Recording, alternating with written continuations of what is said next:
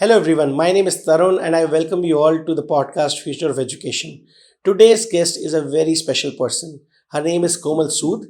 Komal Sood is not a name of a person. She is an institution that has created, progressed and crafted many more institutions. I think it is not a coincidence that she was the principal of the school that took Avishkaar as its first client in India. It will certainly not be a euphemism that she was behind the meteoric rise of the Shriram school as the number one day school in the country. She has spent 30 years in the field of education, starting as a chemistry teacher in 1993.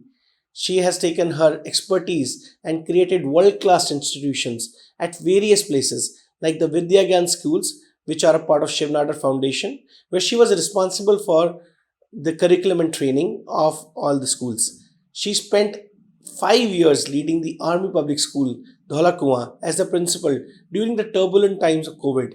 While she's been an institution in herself, but for me, she is the most affable Komal ma'am, who is not another brick in the wall. Yes, she truly is the rebel or the OG of the Indian education system. It's an honor and a privilege to have her with us today. Welcome, Komal ma'am. Thank you very much, ma'am. It's an honor and privilege to have you here, our esteemed guest at the podcast, The Future of Education.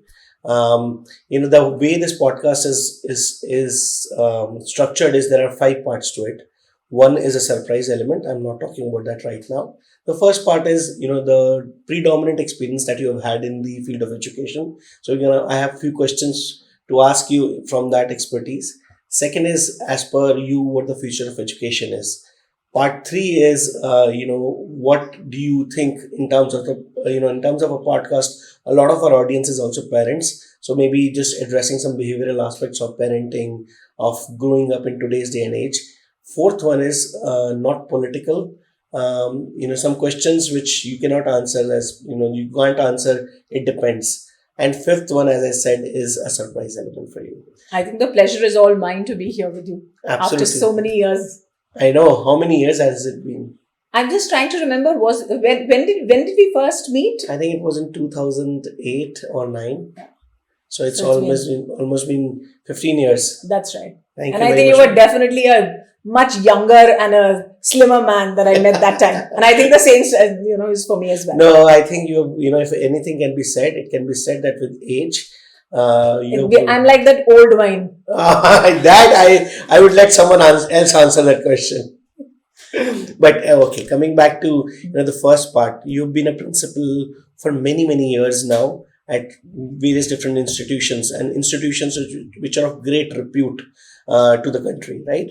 I have a very provocative question to ask you.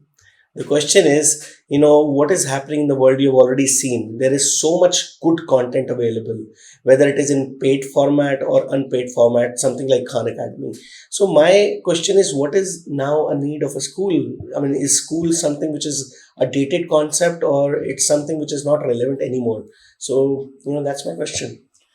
Uh, so I don't know. I think it's a misconception that school is only supposed to be for bookish learning. If we consider it to be that we're going to be we'll be reading from textbooks and all those kinds of things, then probably this whole concept of a school is going to become redundant over the years. And maybe it will, but I hope that it doesn't get redundant, because a school teaches you so much more. And the most important thing that it's teaching you is social skills. And look at the children right now with the gadgets all the time. So I think the only social interaction that they're having right now is in a school. Because otherwise, when they come back home, they're on a gadget. Nobody wants to go out and play anymore. So then again, you're looking at playing, whether it's on a PlayStation or anything else. So where is that social interaction happening? It's happening only in the school. So I would say, I don't think that schools are going to become redundant. Maybe the way the learning is happening right now, whatever, may change. So schools, definitely not. And I don't think, and I'm hoping and praying that schools do not become redundant at all. So that's a very interesting answer, ma'am. Let's pick the central thought that you said. It is a place where the social interactions or majority of social interactions for young adults or teenagers is happening. So why not we turn the education on its head completely and say schools is not at all about academics. It's about developing a social being in this century, on this time and era where academics probably may not play the most important role. So let's have school, let's go back to the times of Mirambika, where essentially, you would do schooling. Mostly the experience would be children would be pursuing whatever they want to pursue, and they have their social interactions. Let's not grade them. Let's not judge them on marks or, curriculum for that matter. What's your thought on that? I think I would agree completely with that. In fact, in the coming times, I feel the whole individualized learning and using technology for all that is going to be the learning or the academic part. And therefore, what you're talking about, that the schools are going to change, and the social part and all those other things, the other skills that we are talking about, which probably a machine cannot teach you, that is going to become the most important thing for a school then. So mostly, yes, maybe that's going to happen. And it may happen actually. mostly the fact that, how do you become a better emotional being? How do Absolutely. you better become a better, more, a civilized citizen, or things like that? That's what schooling. Do you think that's possible? I think that is, in fact, the most important part of a school as well. In fact, it should have always been. But somewhere I think the academic part became the most important thing, and all these things started taking a backseat. But I think now, and looking at the day and age that we are in right now, and see the wars that are happening around us, look at the kind of discord and that is all around us. So these things are becoming much more important. So maybe the schools need to be turned on their heads, where you turn around and say, okay, do the learning and the academic part at home, and let's talk about all those kinds of things and go get into the deeper meaning of these kinds of things when you're in school, discussing it with your peers. Ma'am, I've had this observation about society. There are two institutions in society which ideally should change the first. One is education systems, essentially schools, college, universities. And the second one is government, policy making. But what happens practically speaking is these are the ones which actually are the last one to make any changes possible. So while what you are saying is a very radical idea where you do not focus on academics at all in schools, and you focus on social well-being or well-being of a child, of an individual, of developing a citizen for the country or for the world, I think, again, this is going to be a pipe dream. See, I feel unless you dream, it's never going to become a reality. So it may sound utopian right now, but maybe 10 or 20 years down the line, it's not going to be as utopian as it sounds. Because I remember schools have changed so much over the last 20, 30 years. Did anybody expect the kind of things that have started happening right now? Let's just take the example of COVID happening. Right. Did anybody at any point of time, it's the first, for the first time that something like this has happened in the world. Yeah. So you never know what the world has in store for you or what the future has in store for you. So let's not even say, but I feel let's dream it and it'll probably happen. So awesome to hear this come from an academician's thought process, because this gives me a lot of hope. You have seen so much of schooling. I'm sure you must have seen a lot of resistance also, from various people who are involved in the schooling segment, that that you are still hopeful and in fact actually rooting for a change. That is just incredible. I feel change is a constant, and now with the kind of conversations that are happening around education, and the parent community is changing, right, the teacher community is changing, right, because the world has become that much smaller, because technology and all those things, what's happening across the world. So as a result of which, I feel that change is bound to happen, and India is the next big thing. That's all that we are talking about right now. So I feel it will definitely come in. The change you mentioned, parents are changing, children are changing, schools are changing. Is the change more for good or more for worst? See, that's going to be a very debatable thought, because there are certain aspects which may not be as great as we feel that they should be, but there are certain other things which are amazing. For example, when you talk about technology, all of us feel that technology is so important for us. Right. But we've also seen how technology is hampering our children, and I'm talking of the constant social media attention or the social media involvement that they want. And I feel that is probably one aspect which bothers us educators. I think one of the main reasons for that also is because I feel our children are always looking for, that ratification and some kind of a recognition from an external source. And that's the reason, putting up stuff on Instagram all the time. I don't think that they enjoy the present. they are just putting pictures and they're just, kind of so self-absorbed, which definitely, so that I feel that part of technology is something. So if tomorrow somebody tells me, I would probably just eliminate Facebook, I would eliminate Instagram or whatever. It's not possible, but I say it as an educator because I feel that's not something that I'm very happy about. But the truth is, yin always comes with a yang. Yeah, that's right. Of course. So, so we are obviously only looking at the negative aspect of it. A lot of it is also positive because people, or specifically children who are unable to express themselves otherwise or do not have the confidence to do that, are also getting an external platform to showcase their talent and other things. So, somewhere that balance definitely has to be there, but let's see. If I had to, I know these are hypothetical questions and always difficult ones to answer, but let me ask you, if you have, let's assume an injection system in place where you could, instill or inject 3 skills in a child, no matter what, almost like, vaccination, that, you have 4 vaccinations done when you grow up as a kid. What would those 3 skills be? So I'm going to talk about life skills. Yeah. Fine. Because I feel maybe in this day and age, life skills is something that are required more. So I'm going to specify those or at least tell you about those. So one is definitely going to be self-esteem and confidence. And that's the first one, because I think, again, like instead of looking for outward gratification or recognition or anything else, if there is a certain element of self-esteem that I have in myself or confidence, I feel good about myself. That's going to be one. The second one, again, looking around, I feel empathy or kindness is the other thing which is desperately needed in this day and age, which is definitely missing. Absolutely. I feel, in those 30 years, I've seen children change, or I would say I have seen people change. Meanness is become it's like second nature because there's such cutthroat competition.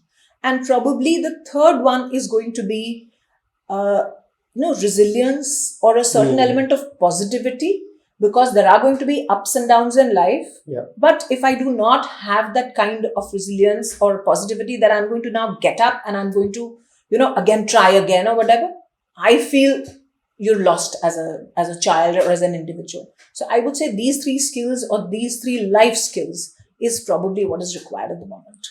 Fantastic. But, we do know that there are no injections like that. Unfortunately. No, there are. So, when you say injections, again, go back 30 years. And, I'm actually sounding like a dinosaur saying, "This saal purani baat hai," and all those kinds of things. But I feel somewhere children have changed also because the parenting seems to have changed. Right. Or the environment is changing. Because I think everybody, and I'm specifically talking about the parent community, everybody is just running because, again, there's competition and you need to, have that kind of money and careers and everything else or whatever, that somewhere children are losing out in the bargain.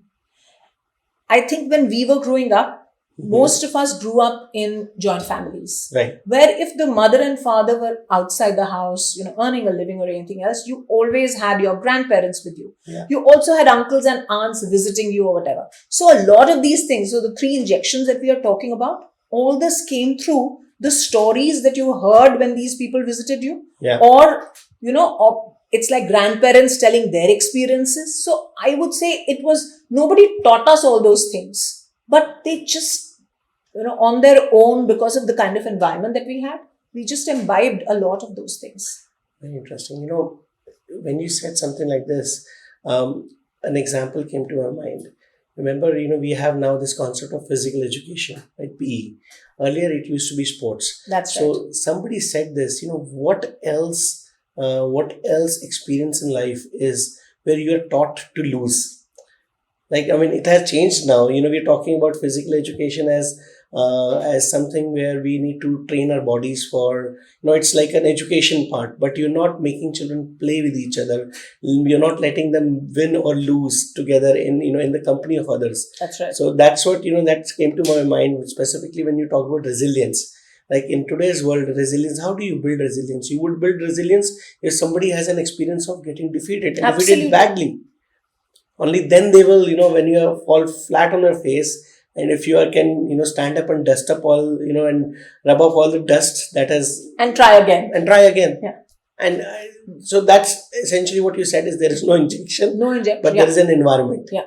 See, if I try and remember again, going back so many years, I think every evening we were playing with our friends. Every evening we were out of the house because there were no gadgets. And I still remember the television on television. The only three things that I still remember is the Chitrahar, which used to come on a Wednesday. There used to be a movie coming on a Sunday, and there used to be Krishi Darshan most of the time or whatever. Absolutely. These are the only three things that we've grown up on. So there was nothing to look forward to in the evenings except just running out of the house. Right. So every day you're playing, I'm not saying competitively, but there is a certain element of competition because there is somebody is losing, somebody is winning, whether you're playing badminton, whether you're playing pittu, whether you're playing, catch, you're playing anything at all or whatever, but every day you're losing or winning, and the next day you're starting all over again, which is not there anymore. Sure. Ma'am, these days specifically, I think I would say last 10 years, there's been a lot of investment in schooling systems that has happened. Bigger corporates have started to come up with, setting up their own schools, chains of institutions. You have been a principal in both, I would say, semi-private schools and private schools, and seen the whole system. I think some of part of it for not-for-profit as well. That's right. And different schools have different kind of resources to dig into. What do you think? There is this whole talk about physical infrastructure. The money that you could spend on building amazing buildings, like some of the schools in Gurgaon are, and the money you can spend in getting resources and setting up amazing labs, incredible kind of computers in a classroom. And then there is some of those schools who are probably in the rural part of the country where there is no support or no resources for something like that. How do you judge what is the value of the physical infrastructure and the soft infrastructure, which is essentially incredible, amazing, motivated teachers like you? See, there is no question about it that the most important thing in the school is the soft part that you're talking about, which is the teachers. A certain element of physical infrastructure is definitely needed. You don't want the children to be uncomfortable while they are studying because obviously they won't be able to concentrate. Right. But if we turn around and say that you have an amazing building, you have amazing labs, and you have amazing, furniture and everything available, and it's going to make you a fantastic school, no, it's not. Okay. So, but if you have an average infrastructure, but you have an outstanding set of faculty, and faculty, I would say staff, even starting from the person who's there at the reception to anybody who's inside. So anybody who the child is interacting with is amazing. I think you've got an amazing school on your hands. So for me, physical infrastructure, there are certain basics that are needed, which must be there. But beyond that, it doesn't define the excellence in a school, for sure. And this is coming from a former principal for a school which was number one in the whole country. And if you try and remember, that school never had an amazing infrastructure in comparison to a lot of other schools. Even now, if you compare the schools that are doing exceedingly well, are not necessarily the schools that are maybe air conditioned or have, amazing labs or anything else like that. But I think the one important thing that they have is definitely outstanding educators. That's, in fact, I remember distinctly, you mentioned this to me. It's the number of years that our educator has spent in. So if I have to judge a school from a distance, I should probably look at how many teachers the school has been able to retain. That's right. Because, see, that speaks volumes about the culture of a school. Right. We always believe, and I think I've read this somewhere, you don't work for an institution, you work for an individual. Yeah. So I think the leadership there matters, and your loyalty is towards that individual. Right. Because otherwise the school is just the building or anything else for that matter. And if you've been able to retain people, that means there is a certain element of connect or bonding which is there. And there also the buy-in in terms of the philosophy. That means they believe in what you're doing, and that's why they've decided to stick around. Fantastic. So just to conclude this thought, what you are saying is a bare minimum, a certain level of infrastructure is absolutely required. That's right. But you don't need to go overboard. You don't need to have a 5-star hotel facility in a school for the school to be amazing. Absolutely. What you need is 80%, I would say, good, teachers, motivated individuals, educators, and maybe 20% of the mix is... It could be 70-30, it could be 80-20, but basically we need to turn around and say, do not compromise on the quality of the people because you want to have an amazing infrastructure. Okay. The infrastructure needs to come after you've been able to get amazing people. That's interesting. Every domain of life you go in, for instance, the software part in computers is more expensive compared to hardware. Hardware is commodity. Same is true for human beings. One could be somebody who has a lot of muscle and brawn, but it's the brain which always wins. So the software elements are always the ones which actually have the biggest impact. Absolutely. So if you remember, the life skills that we were talking of are all the softer parts, no? Yeah. Even empathy and kindness that we talk about, in fact, where is the softness left anymore? In fact, everything is supposed to be hard right now or whatever. So, so I just feel these things are definitely much more important. It's amazing that it is, I hope all the school owners or, prospective school owners who want their schools to do very well are listening to this podcast and, hearing from the horse's mouth, somebody who has been part of such tremendous success stories. It's not really the building infrastructure. It's the software infrastructure, which is essentially the culture of the school and how you treat your teachers and educators. That's going to make the bigger difference. Absolutely. And there's one more thing when you mentioned that we hope that, people who are wanting to start a school are listening. Yeah. One most important thing which they must keep in mind is to have a very clear vision. Because when your vision is clear as to this is what you want to achieve, and I hope that in the vision, it's not that the final thing is that you want to make money. Money is incidental. Yeah. But if you're very clear, this is what I would like to do with my children, or when they go out of school, these are the kind of skills that they should move out with, I think you're there. Because don't just open a school and then the vision kind of evolves over. Visions obviously change also. But the basic thing that this is what I would want my children to have must be in place before you look at the infrastructure or anything else or whatever. You need a building, yes, for sure. Interesting because, a lot of people, since I have been working in education for many years now, and people somehow feel that I'm wise enough to tell them which school is a good school or what education is a better education. I don't think I have that wisdom, but one thing I've realized and I feel fairly confident about is there are two kind of school owners. One, school owners are essentially educators or people who had a vision about education, either educators or people who had a vision about education. They came in and they opened something and it became very big. And the second set is people, essentially shouldn't be saying it in public, but, your big, basically people who have land masses or, real estate, people who come from a real estate background, or people who are in it for essentially first from money. So the money bags, when they open a school, that's a big red flag. It's essentially the educators or visionary people who want to bring a change in the society and then they open the school. Those schools have always done better than the latter part. Although a message for the ones who probably have very deep pockets but do not have the vision right now. Yeah. Get people who have the vision. Bring them on board because you don't have that, but then you probably have the capacity, and I don't want to use the word buy, but for want of a better word, you're able to buy those people who can then bring in that vision and that quality that you're looking for. Ma'am, as a principal, you must have seen thousands of students graduating over these last 30 years, right? I mean, I'm going to ask you a very specific question, and this is both for parents as well as for school educators. In the worldly terms of success, let's assume financial success or, success in powerful positions.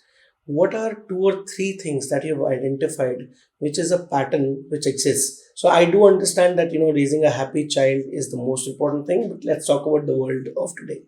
So these successful children who have done well, either financially or in the in the power paradigm, what do you think are the 2 or 3 most important common patterns that you have seen amongst them?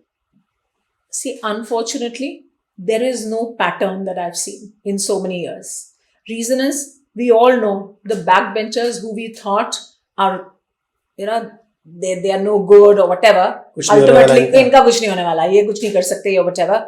ultimately have done exceedingly well in life. Achha. But to also turn around and say that the people who were sitting on the front row and some of them have also done well. So there is no pattern as such which turns around and says that these people will do well and these people will not.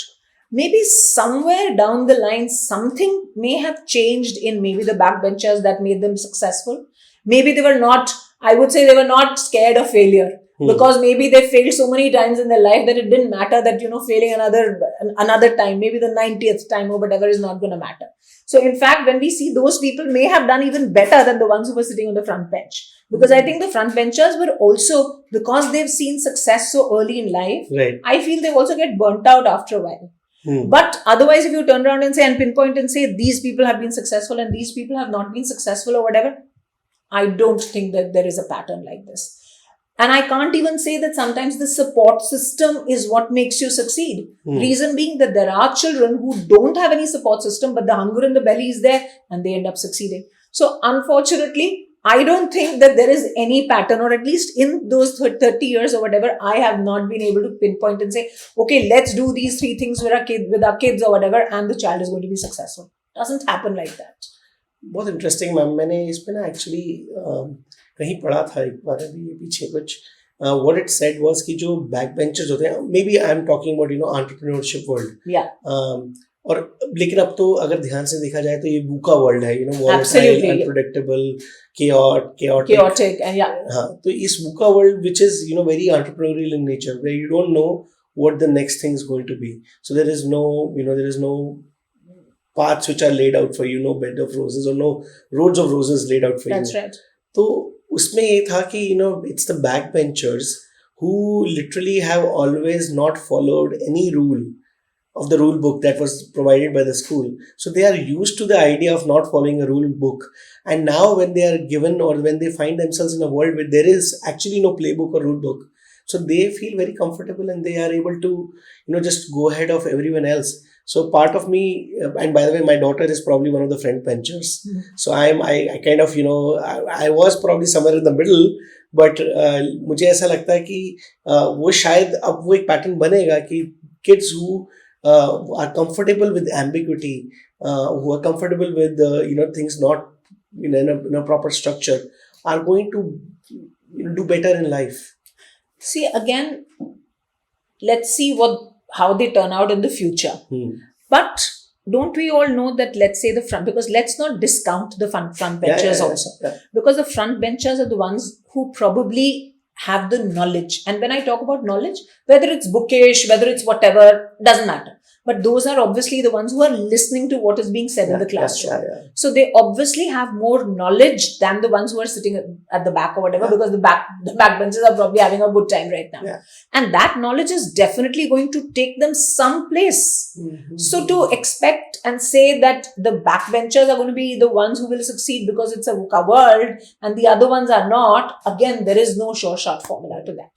See, we all know that, don't we turn around and say that you crack an IIT, the chances of success obviously goes up. Absolutely. And I'm not saying that the backbenchers don't crack an IIT or whatever, but the chances of a front bencher cracking, and IIT is just an example, but cracking an exam is probably higher. Right. Because whatever said and done in today's day and age, you need that knowledge to be able to crack an exam as well. So that's why I say that unfortunately in these 30 years, because I've met so many kids who, I remember and I say, ये तो कुछ करता नहीं था या ये कभी पढ़ता नहीं था या whatever, and look at him now. And then sometimes you look at the really good ones or whatever, and maybe, like I said, they're burnt out right now because they worked so hard initially in life, and because they didn't face any setbacks initially in life, that when that setback hit them, they were unable to pick themselves up. So, so that also happens. So one of my bosses back in the day in Expedia, her name was Melanie Crossan, and she was a Dean's List student. And I had this discussion with her also. So she mentioned this thing. She said the front benchers who actually done very well on examinations, there is, apart from them being good listeners, being good note takers, being consistent, they have another very important, kink in their armor, which is discipline. They're very disciplined. That's right. Right. So discipline, it's very difficult to beat discipline. Absolutely. And we all know once you have that discipline in place, success It's the a matter chances of are, time. yeah, it's a matter of time. It will ultimately come to you. Yeah. So that's why I say that I haven't seen any formula for success. I wish there was, all schools would actually fix I that know, I formula know. and turn around and say, let's do this. We are sure that the children are schools भूल जाओ आप, parents भी वो क्या करेंगे, वो formula जाके खरीद के आएंगे. Absolutely. और वो ना प्रोटीन शेक नहीं मिलता. प्रोटीन शेक So बिल्कुल. it's going to be a success shake which is there or whatever के पिलाओ खोल के सवेरे or whatever and the child is going to be यही successful. कंपनी स्टार्ट करते हैं, with your background. पहले ये देख लेते हैं कि क्या फॉर्मूला वर्क करेगा या whatever है, तब देखेंगे. No, great. Thank you. Good to hear that, because especially as a parent, I do care where my daughters are going to end up, and the fact that if sometimes they're not doing well in academics or they're not doing well in sports, it's okay. It's let okay. Let them be Of who course. they are.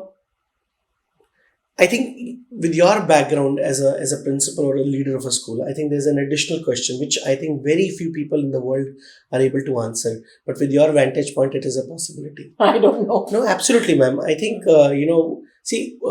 what is a student? Student is sometimes or a larger times reflection of a teacher as well, right? So if we are saying that we are always talking about the end result, a great student, a student who has done well financially, academically, in the power paradigm or whatever. But we're not talking about the ingredients there. So I think the key ingredient there, of course, you can't change the family. Family is there. That's right. But a school teacher. So, there I think your vantage point is very critical. What do you think comprises a great school teacher? Or what are 2 or 3 skills which you feel, which basically, take the teachers from an average to a great teacher or a good teacher? Whatever you feel, teachers should have. See, one thing is for sure that anybody who wants to get into the teaching field, that love for children has to be there. If you don't like children, don't get into this field. There are tons and tons of other professions, I feel, where you can actually, get into. But if you genuinely don't like children, don't get into a field like this. So somewhere that kind of an instinct needs to be there, that I like children, I want to be amongst children. Because the moment you have that, then you discount a lot of things. Because when you're in a school, obviously children are going to be indisciplined, children are going to be rude, children, all kinds of negative things also happen. But if that innate, feeling is there in you that I am going to forgive these children, or I'm going to give them a second chance because I feel that they're going to change, makes a difference. Mm-hmm. That's one. The second, looking at the day and age right now, I would say the attitude towards learning. You need to be a lifelong learner. Yeah. Because what I learned, or the way I learned to teach 30 years ago to what it is right now has completely changed. But if you turn around and say, 30 years pehle jo padhate the or whatever, that's the way it needs to be done right now, it's not going to work because children have changed. So I feel definitely somewhere this whole thing about, okay, let me upgrade my skills. Let me look at something new. So I need to read. I need to meet new people. I need to discuss. I need to do all that. So, so that hunger to learn definitely needs to be there as far as the teacher is concerned. So you're saying one is a genuine love and passion for children and their learning. And second is an ability to upgrade your skills, learn more, and, and lifelong learning. I am sure you must have witnessed it firsthand. See, who ends up becoming teachers in India, or actually for the most part of the world? Yeah, that's true. So it's essentially people, kuch nahi hoga to teacher ban jayega. Or, in our kind of maybe a patriarchal society, this is a job which is for women, easy, safe, that's right. Set hours, and not very ambitious, right? So what is now happening is, here's the most important role of the society, which is shaping the children, and the conundrum is, which is the least paid, and which is the least ambitious one also. How do you see deal with that? See, I feel, and again, it's a very radical thought, but I know that the institution that I worked with so many years ago, we were looking at the attitude of the person. We were looking at all other skills except the qualification. Wow. Because we felt the qualification doesn't necessarily make a good teacher. Yeah. And if somebody from any other profession is genuinely wanting to make that transition and come into teaching means somewhere that passion or that love to teach must have been there. So I don't know. Like I said, it's a very radical thought. I'm not saying do away with the B.Ed colleges or do away with all those kinds of things. But I think somewhere, if we are able to do away with all that and just look at people who genuinely love that profession, irrespective of whether they have the qualification or not. See, right now also, we all know there is an organization called Teach for India. Yeah. Teach for India basically has people who are in various walks of life. Right. You could be an engineer, you could be, an investment banker, you could be anything else or whatever, but you want to make that transition into teaching. Right. So you've made your money, so you're not getting into teaching because you're looking for money, because the money and the success and everything else you've already tasted that. But you're wanting to get out of it and get into something else. Right. So that means that genuine passion and love is there.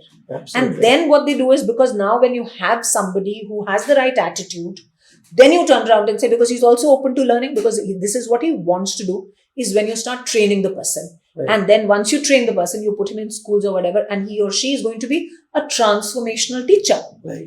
Just to give an example, when we were talking before this, if there are any stories or whatever. So, and I wish, I'm going to make him see this podcast. I won't name him. But we had an Air Force fighter pilot. Wow. Who actually came in to teach physics and math. Out of passion. Out of passion. And he was probably one of the most outstanding physics and math teachers that the school has ever seen. Wow. Till date, children remember him.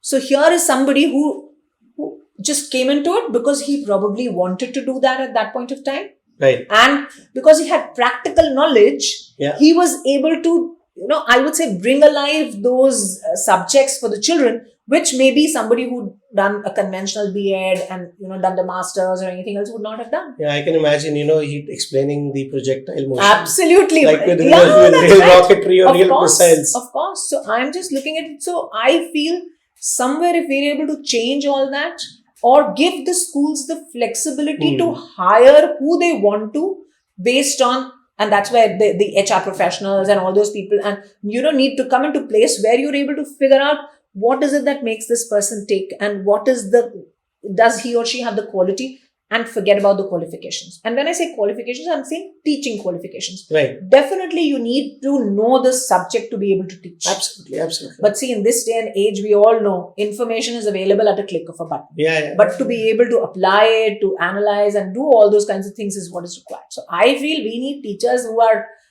they think from here and less from here. So fantastic. So, ma'am, you talked about this culture which is accepting of people who do not come with a certain pedigree, but a tremendous amount of passion and love for the profession. What I also realized is in today's day and age, and there are a couple of very interesting phenomena, which I probably do not 100% approve of, the woke culture or the cancel culture, right?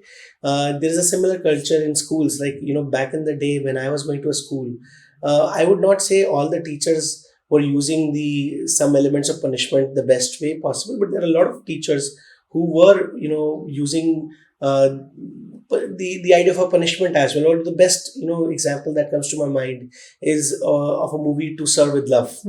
I don't know if you've seen it. Of course. Yeah. It's our generation movie. Absolutely, right? So I saw it. I don't think that gentleman, would be able to operate in today's schools, because he would be thought of as someone who is, he could be probably put into so many boxes, racist or not liberal. What are your thoughts? Because, a lot of tools a teacher could have to express either her happiness or her disappointment with children have been taken away from her. In fact, I will go to the extent that there are tools now which are available with parental fraternity or the general society, which are essentially, which can be used very well to blackmail the educators.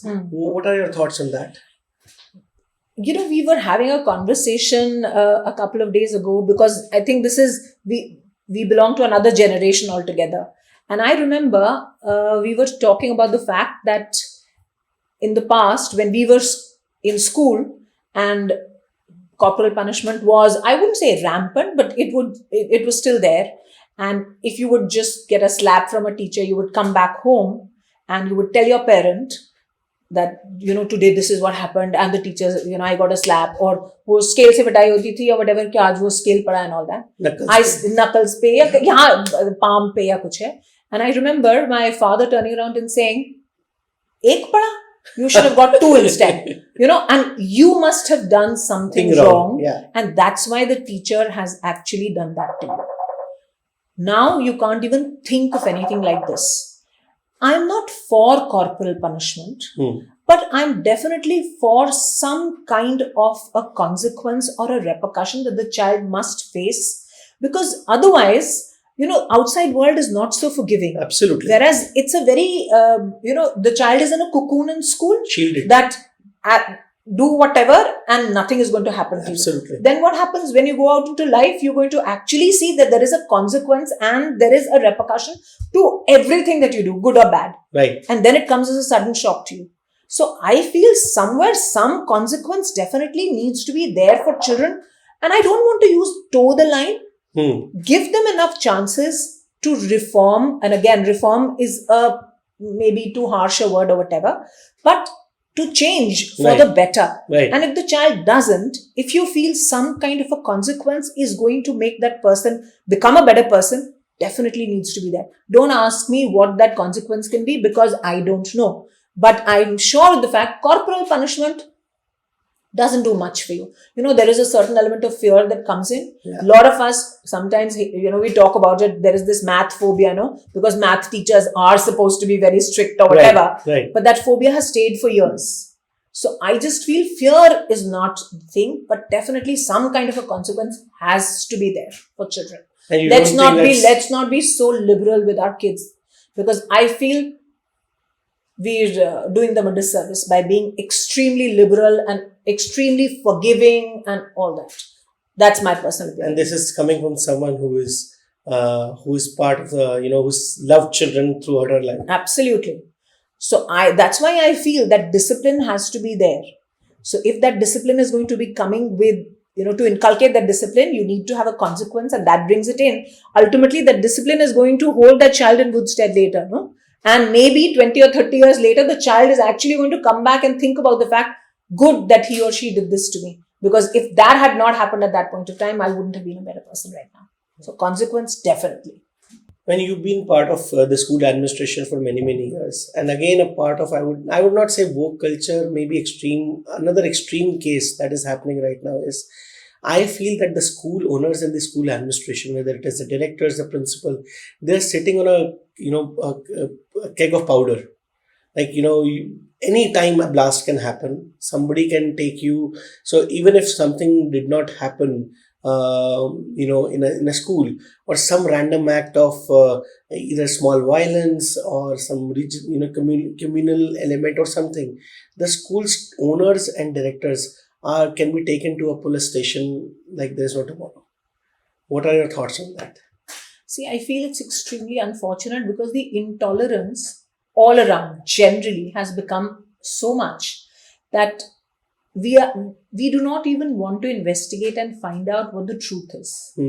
And somewhere, and I know it's going to be extremely controversial when I say this, we are blindly believing our children. Wow. And children, I'm not saying all children lie, but to get out of situations, children do resort to that. Don't we adults too? So as a result of which, I think it's very important that when you get to know anything happening with your children or whatever, you need to first think about it, investigate it completely before you decide to take an action. Whereas here, it's like literally an action and a reaction which is happening. And the reaction also turns out to be extremely violent. And what happens in most cases is, when you actually investigate it thoroughly, you realize that there is very little truth in what was being spoken about or talked about or whatever. Also remember, social media has a part to play here. Oh yeah, the social media blows everything absolutely out of proportion. You hear about so many things happening. Right. And I'm not saying that, they were not happening earlier. They were also happening earlier. Maybe we didn't know about it. But now with social media, every small little thing, isn't it about perspective? Yeah. There are angles in a camera. Yeah. Which angle is captured and which angle is ultimately shown is going to determine what the reaction of the other person is going to be. Whereas the same thing, the angle of another angle tells you, no, it's not as bad as it seemed to be. Right, So, right. but I think we are so unforgiving right now. And we've all seen Rocky and Rani right now. Yeah. One dialogue that has stayed with me is, I don't know if you remember, where Ranveer Singh turns around and says कि हम सबको ना cancel करते आ रहे हैं या whatever. हम इतनी जल्दी हर एक को कैंसल कर देते हैं. You know, so basically what I get out of it कि we are only seeing the negative in the other person. Yeah. कि ये तो खराब है, ये तो गलत है, ये ऐसे ये whatever. So वो इसको भी कैंसिल कर दो, उसको भी कैंसिल कर दो. तो अपनी जिंदगी के अंदर there's nobody around you because you've cancelled everybody. Because something is going to be wrong in somebody or the other. Right. And see, educators are also human beings at the end of the day. I am not saying that they are going to be right all the time. But to expect that they're going to be wrong all the time, I'm sorry, that is not the case. And a lot of us and a lot of educators also get tainted by, somebody's done wrong, one educator does wrong, who means everyone educator. So then all the parent community is like up in arms or whatever, and suddenly the antennas are there or whatever. Okay, let's get into it. So I just feel that has to. So I think one of the keywords you are saying that has to happen more in the society and mass is discernment.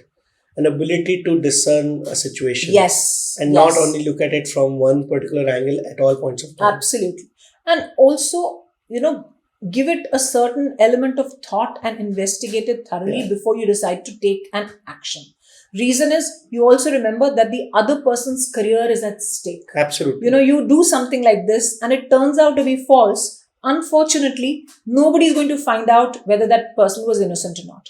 That whole social media brigade is going to be after the person or whatever. And the person is crucified even before he's actually proven guilty. Wow. So because I think the social media has hanged you, everybody's had their comments or anything else for that matter, and life is over for you.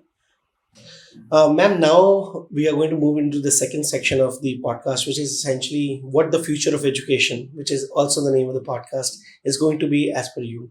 So now we all know there is so much technology which is entering into our lives, every part of our life. You have AI, you have robotics, you have 3D printing, you have drones, whatnot. What are the things that you feel that a school should now adopt? I mean, one thing is school says no, technology is not going to impact anything, but that's not the truth. You and I know that's impossible, right? So, what are the technologies you feel, or what changes a school should make in its infrastructure, in its teaching, so that we are embracing these technologies and are not becoming irrelevant because of technologies? See, that's a very deep question that you've asked, and we've never actually put any thought to it. The reason being that we've always कहते हैं भाव में बहते जा रहे हैं. Okay, this is what is new. For example, we talk about AR, VR. Okay, let's bring it in, whatever. And then we realize, is there any relevance? Is there any point to the exercise or not, or whatever? But see, one thing is for sure, I don't know about technology or otherwise, but somewhere individualized learning will become the norm in the years to come. Right. Reason being that right now, you've got a class of 40, you've got a class of 30, all different abilities, different interests, different rates or different speeds of learning and everything else. But it's like one size fits all. Teacher is there giving that education or whatever and expecting that everybody is going to take it in exactly the same manner. So I feel somewhere that individualized learning and using technology to help that definitely will be the way education is going to happen in the future. The second important thing also is the practical skills that we talk of. And I would say CBSE is definitely becoming extremely progressive because now there are skill subjects which are introduced. Absolutely, vocational. The vocational subjects and everything else. Now they call it the skill subjects, which happens in class 6.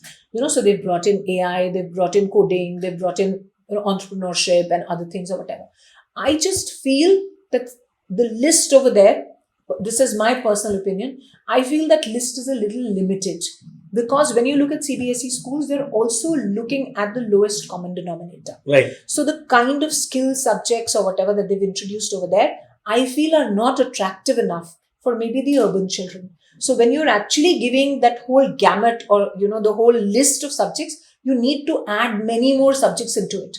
So AI may be there, but I may have mentioned coding, but I don't think coding is actually a part of it. So these kind of things, when they come in, machine learning, data analysis, and again, let's not look at very basic skills because right now everything that they do or what is there in the curriculum is all very basic. Whereas if Right. you look at children who are coming from, the urban schools and all that, and are still a part of the CBSE curriculum, for them, starting at that level is Absolutely. boring. So you were saying two things for sure. One is essentially individualized or personalized feedback mechanism should be there. Learning. And learning. Yeah. And definitely, then feedback also becomes individualized. Yeah. And then second is giving them exposure to hands-on or more skill-based education rather than just giving them exposure to a conceptual transaction. And the third as well, which I said, was give them the flexibility to choose Yes. as to what Yes. they want to study Yes. Yes. or what they want to research. Absolutely. Absolutely. Yeah. So, in fact, the institution that I'm now a part of says voice and choice.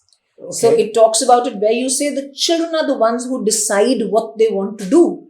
So, you voice this, your choice as to what you would want to do, whether it's in terms of a project or anything else. So, the teachers don't dictate anything. The kids come up with a particular topic, they discuss amongst themselves, and then they also, in fact, figure out and see who would they want to call, who would they want to, speak to or whatever, and come up with a project. And these are interactions which are happening all in physical space. Yes, they are happening in all physical space if it's possible. It could also be online depending on if the person or the resource that you're talking about is not here, then even doing an online thing. So either way. Ma'am, in this particular context of future of education, I would ask you very specifically, are there any new technologies that you feel children should learn or should be equipped with, given the fact that they are coming into a work life which is dominated by technology? So I'll be honest with you. I've been reading about all this to make myself more savvy. And the 3 or 4 things that have stayed with me, and I feel that as per my limited understanding, is definitely AI is something that our children need to be equipped with. Right. They need to have that knowledge because it is a technology of the future. Machine learning is another one. So I don't know whether AI, machine learning is intertwined. You Yes. are the tech person. So they're probably intertwined. So that's one. The second is, they spoke about, or when I was reading it, like I said, my limited understanding was cloud computing. Yes. So they said probably cloud computing is another thing that the children should be familiar with. And last but not the least was, this is something that I know or I understand much better, is the data analytics, because it's all about data right now. Absolutely. Data is available at a click of a button. But if I don't know what to do with that data or to be able to analyze, and using technology to analyze and get the, in Hindi word, we say the nichod out of it. Absolutely. So I would say these are the 3 things as per my limited understanding of technology is concerned. So you're saying AI, machine learning, which is intertwined, and second is you talked about data. The cloud computing, and the third one was data analytics. For data, they say it's the new oil. Whoever has data has Absolutely, the power of the world. has the power of the world. Yeah. True. Fantastic. Ma'am, my second part of my podcast is done, and now I will enter into third podcast, which we have talked about in a little bit of detail earlier as well, which is essentially the behavioral aspects of education. So my daughter goes to one of the schools which is top notch in the country, and a lot of stories that I hear from my daughter and otherwise from other parents is there's rampant substance abuse happening in schools, whether it is hardcore drugs or something like a vaping or hookah that is happening at a very very common level now. It's like it's in your face. I am scared. I have talked to my daughter and looks like she's on the safe side with this. But A, as parents, what should we do? B, as school authorities, how do we stop it? By the way, I did see a solution in London around that.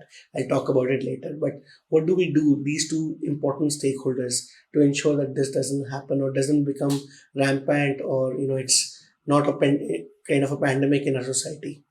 See, one thing that I've seen is that somewhere the schools and the parent community seems to be divergent on these views. They're not working together. Okay. Or most schools and parents don't work together because sometimes there seems to be a blame game, in the sense that it's because the parents are allowing this. The parents turn around and say, no, the child is learning it in school or whatever. So they have to work together to find a solution as far as this is concerned. See, the second very important thing is, again, and I think we've discussed this earlier, the more stable the environment around you is, the less chances are going to be for you to indulge in things like this. any parent who turns around and says, I didn't know that my child was into Yeah. it, I fail to believe that. Wow. Because, we've all grown up, and I remember in my times, we did not have any parent teachers meetings. The report Right. cards were given to us. Right. We used to get the report card and we were told you need to go and get it signed from your parent. Right. And there was no date fixed for it. Right. It could be like, it could be given on the 29th or the 30th or whatever. So the parents would know, okay, exams have happened. After 10 days, the report cards are going to be given and they were handed over to us. Right. And I still remember, because no date was given, my mother obviously didn't know when the report card is going to come. Right. But because she was there in the house to open that door for me when I was coming back from school, she would open it, she would look at my face and she would say, take out the report card, it's in your bag. And I would turn around and tell her, but I don't have the report card. She says, no, it's written on your face. So I'm just saying that if a parent turns around tomorrow and says, but I didn't know that this was happening, I think there's something seriously wrong as far as parenting is concerned. And similarly, when we spoke about empathetic teachers, we spoke about involved teachers. Right. You see a change in the pattern, and the smoking or the vaping or drugs or anything else happens much later. There is something that leads children to that. Right. If you're able to figure out those signs in advance, Yeah. then obviously you take preventive action and you see it. Right. That's one part. The second important part is we all know everything costs money. Absolutely. So if your child is going to have easy money available, Yeah. then obviously the chances are, and I'm not saying that all kids who have money get into things like this or whatever, but you're also making it available to the children or easily available to them to get hold of these things. Making them easy targets. Making them easy targets for things like this, and the buying capacity has gone up. But so be a little aware of the fact how much money is the child spending. Accountability. What are you spending it on? I'm not saying don't give it to the child, but there needs to be an accountability in terms of where are you spending that money? Right. Come back to me or whatever. Right. So again, have that kind of environment. We were talking about it. I don't think, when you talk about alcohol or whatever, this is what my limited understanding is. Nobody sells it directly to children when you're looking at, let's say, vendors or whatever. Yeah. Sometimes it also comes through drivers. It comes through other people who are with you, Yeah. who are adults. Right. So I just feel that you need to have and I'm talking of the parent community, you need to have all these people on your side. Right. So that, because these are the first people who get information about the fact that the child is maybe involved in things like this. Right. Believe in them.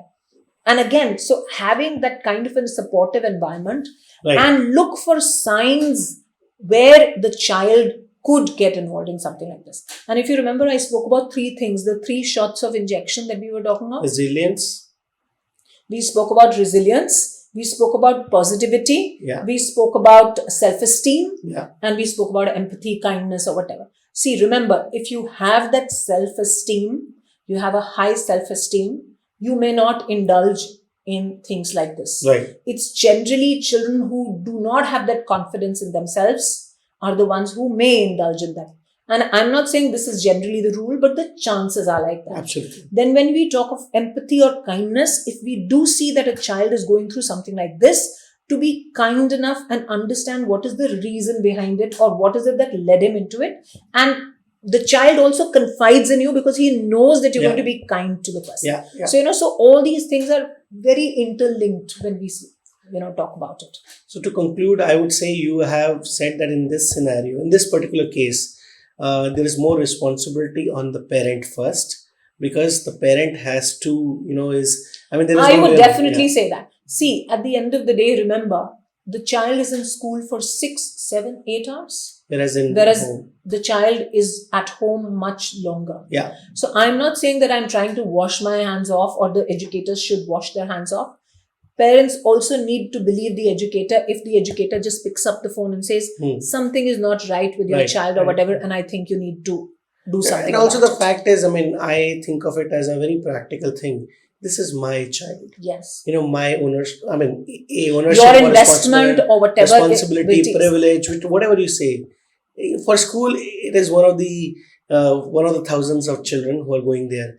While the school has some responsibilities, but my responsibility, my commitment, my love, most importantly, my love, has to be the highest, right? That's so right. if I am not doing my job well, then it's foolish of me to expect others to do their job well. And see, when we spoke about the fact that there could be people who are peddling in it Yeah, and yeah. who are in the system, I think absolutely no tolerance policy as Yeah. far as that is concerned. And I think the law is also very clear on those aspects or whatever, because you have that one person, don't take a very lenient stand on something like this. Then I think the repercussions need to be extremely harsh if you find somebody peddling, because it's one person against, or with so many of them. So for the welfare of everybody else, I don't want to use the word sacrifice, but if holding somebody accountable definitely needs to be there. Ma'am, second question in this particular part of the podcast that I have, which is, again, the behavioral aspects, is specifically I'm talking about, in schools, in the schooling system, we have this concept of BYOD days, bring your own device. That's right. So essentially, either it's a phone or a computer. What are your thoughts? I mean, I come from the world of technology. I believe it is a great enabler.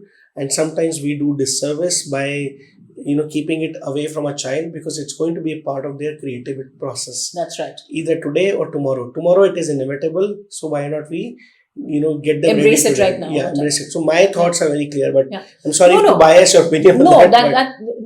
I agree with you. But there are two parts to this. Right. One is, make sure that your educator, and I'm talking of the teacher over here or the learning leader, knows what the child is supposed to do with that device. Right. Don't just give the device or expect the child to get the device. So that kind of training, as far as the educator is concerned, to educate the child as to how that device is supposed to be used.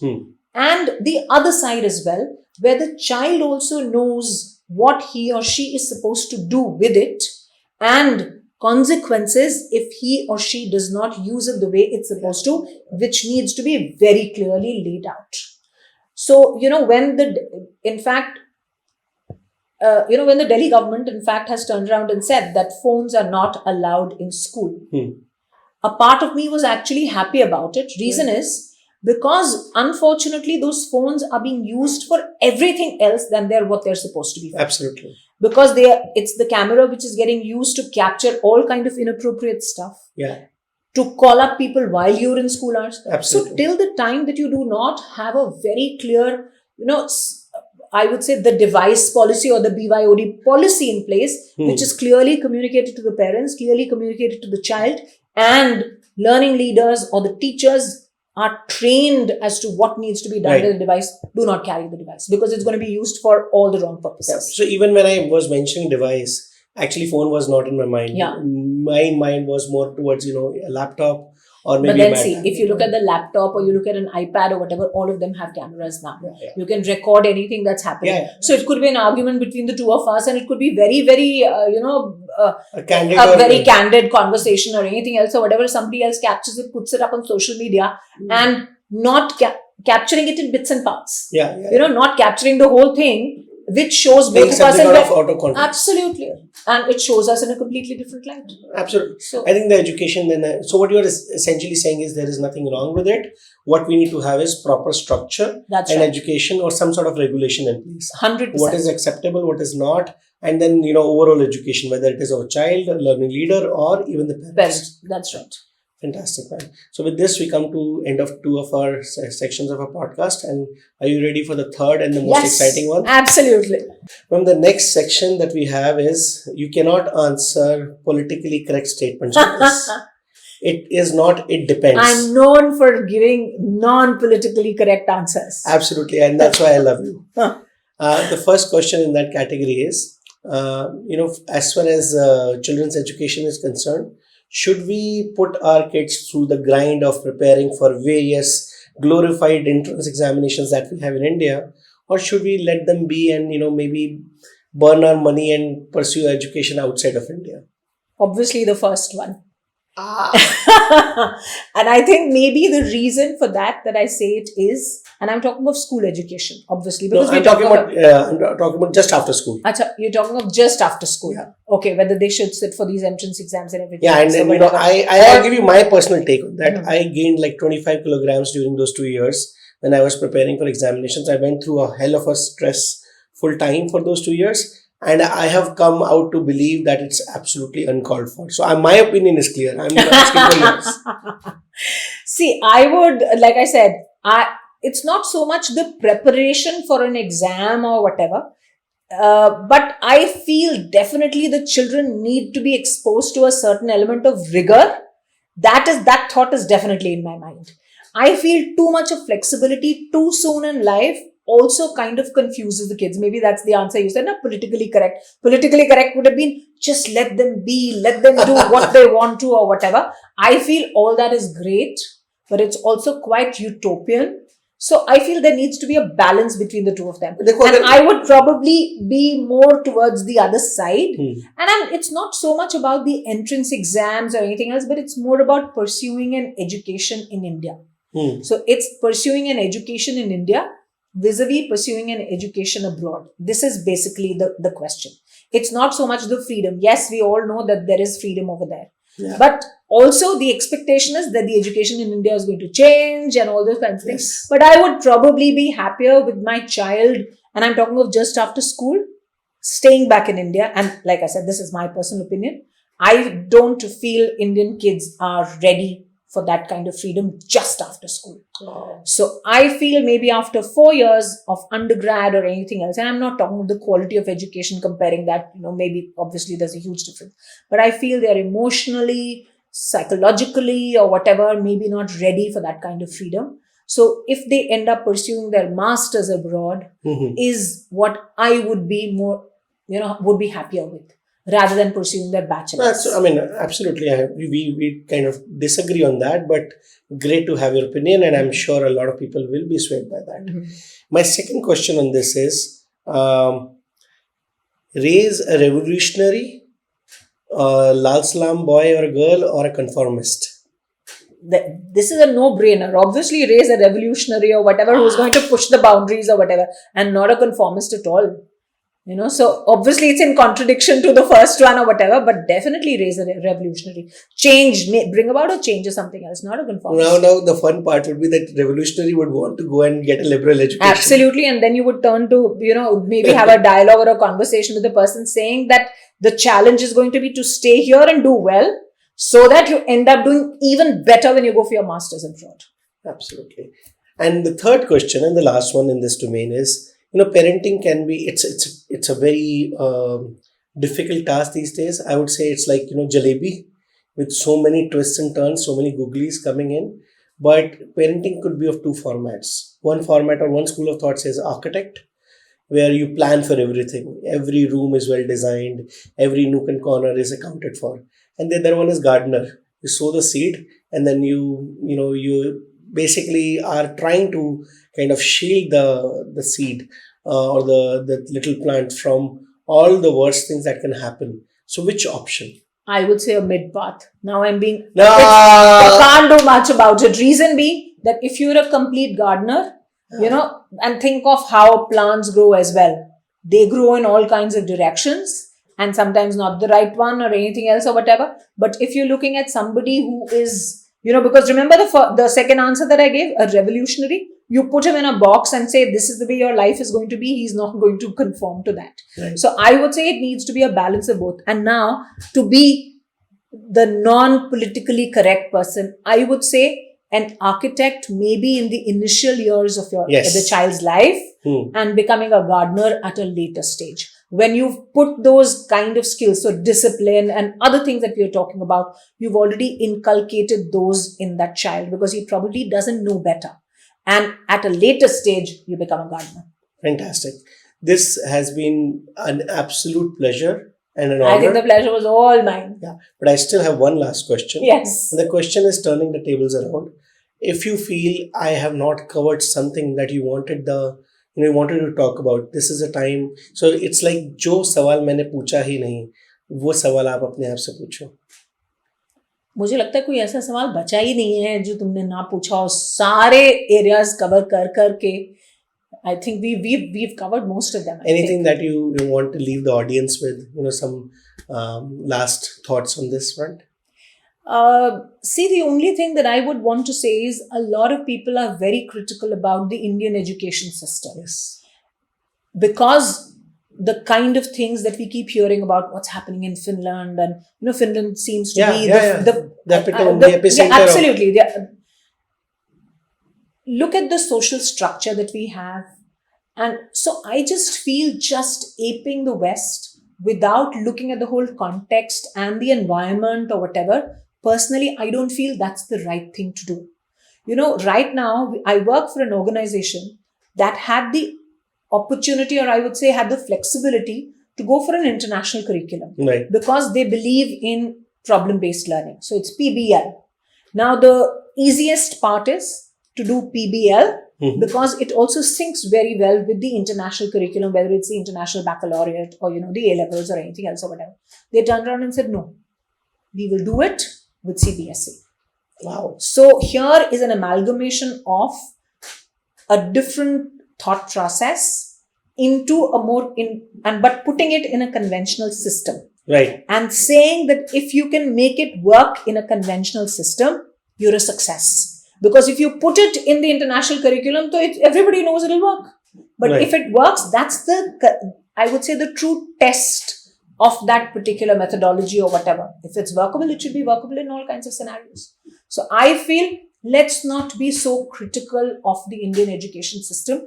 There are a lot of merits that the Indian education system, and I'm talking of even the conventional system. Right. Just to give an example or whatever, when you spoke about the calculators coming in. Right. Maybe I'm old school or whatever, but I still remember my tables till 20.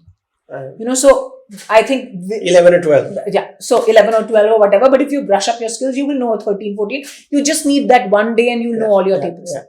I'm not saying, a lot of people are going to turn around and say, what is the importance or anything else or whatever. But even now when I go abroad, I know that when that cashier is just punching those numbers or whatever and totaling up the amount that you need to pay to him or her for the 3 things or the 4 things that you bought, you already know what you need to pay.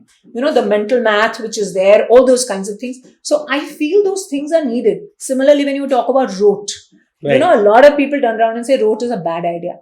I'm not saying rote is a great idea in all subjects. But even now, when somebody tells me and I'm able to quote Shakespeare, or I'm able to, say the dohe, all those kinds of things, that's what is integral or, the essence of Indian education system. Right. So don't just throw away everything. There are some parts that must be retained and there are some parts that definitely needs to change because, things are evolving. This is a beautiful closure to the podcast.